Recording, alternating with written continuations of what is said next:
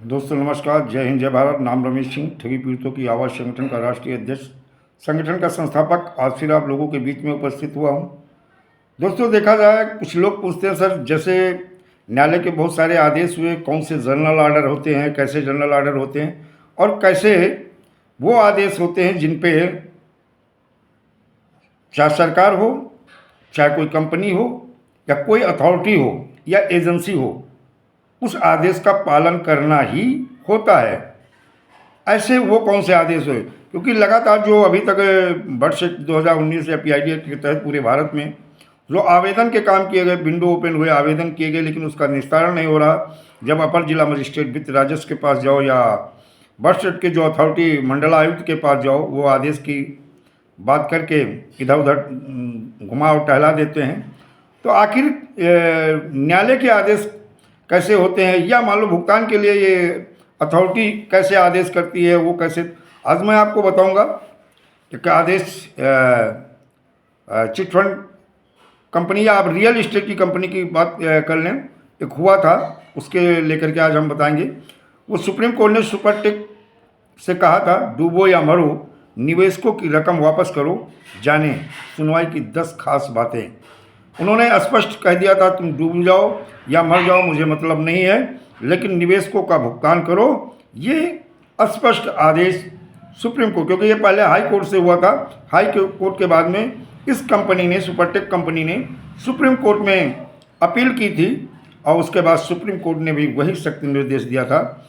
अपने घर का इंतजार कर रहे निवेशकों की रकम न लौटाने वाली रियल इस्टेट कंपनी सुपरटेक को सुप्रीम कोर्ट ने मंगलवार को कड़ा संदेश दिया। सर्वोच्च अदालत ने सुपरटेक से कहा, उसे इसकी चिंता नहीं है कि कंपनी डूबे या मरे, उसे निवेशकों का पैसा लौटाना ही होगा। इसे कहते हैं आदेश। ये एक ऐसा आदेश है जिसका पालन करना, अनुपालना सुनिश्चित करनी ही होगी। और ये सन 2016 में हाई कोर्ट में यही आदेश हुआ था। और सेम जब ये appeal Supertech company supreme court गए अपील किया, तो अपील के बाद में भी सुपरटेक को झटका मिला और निवेशकों के पक्ष में फैसला आया। अपने घर का इंतजार कर रहे निवेशकों की रकम न लौटाने वाली रियल एस्टेट कंपनी सुपरटेक को सुप्रीम कोर्ट ने मंगलवार को कड़ा संदेश तो दिया ही, जाने सुप्रीम कोर्ट में इस मामले में सुनवाई में क्या क्या हुआ। 4 हफ्ते में हो बकाया का भुगतान, यानी बकाया रकम का जो है 4 हफ्तों में भुगतान हो। यानी शीर्ष अदालत ने सुपरटेक को फ्लैट खरीदने वाले 17 लोगों के 5 जनवरी 2015 से निवेश राशि का 10% ब्याज समेत निर्देश दिया है, और इसका भुगतान 4 सप्ताह के भीतर करने का कहा है। इन 17 खरीदारों ने सुप्रीम कोर्ट में याचिका दायर की थी। हाई कोर्ट की याचिका में भी उन्हें निवेशकों को ही लाभ मिला था, और आगे सुप्रीम कोर्ट में भी इन्होंने जो याचिका दायर की उसमें भी मिला। अगली सुनवाई पर पेमेंट का चार्ट दिखाया जाए, ये सुप्रीम कोर्ट ने कहा था। न्यायालय ने कहा कि सुपरटेक 4 सप्ताह में बकाया का भुगतान करे, जो एडजस्ट हो सकता है। साथ ही सुपरटेक से अगली सुनवाई की तारीख को इन 17 खरीदारों को किए गए भुगतान का चार्ट भी देने को कहा। ये होता है आदेश, जिसपे चाहे कंपनी हो, चाहे अथॉरिटी हो, चाहे सरकार हो, इस आदेश का पालन करना ही पड़ता है। तीसरा था सुपरटेक की सफाई, सभी खरीदार हमारे खिलाफ नहीं है। सुपरटेक कंपनी ने कहा था कि सारे खरीदार हमारे खिलाफ नहीं हैं। सुपरटेक के वकील राजीव धवन ने कहा कि शीर्ष अदालत बैंक अधिकारी की तरह कदम नहीं उठा सकती और उसे समानता के सिद्धांत का पालन करना है।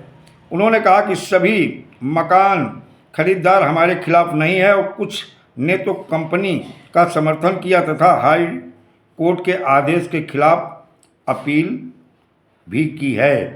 तो देखिए, इस तरह के आदेश होते हैं जिसकी अनुपालना तो सुनिश्चित करनी होती है। जब न्यायालय, चाहे वो हाई कोर्ट हो चाहे सुप्रीम कोर्ट हो, और इन्होंने कहा सारे खरीदार हमारे खिलाफ नहीं हैं, लेकिन जो सुप्रीम कोर्ट ने कह दिया कि आप जो जैसे एडजस्ट कर सकते हो एडजस्ट करो, हमें पूरा लिस्ट चाहिए कि क्या आपने किया, भुगतान किया कि एडजस्ट किया, और वो 4 सप्ताह का टाइम दिया और 4 सप्ताह में सुपरटेक कंपनी को इस आदेश का पालन करना पड़ेगा।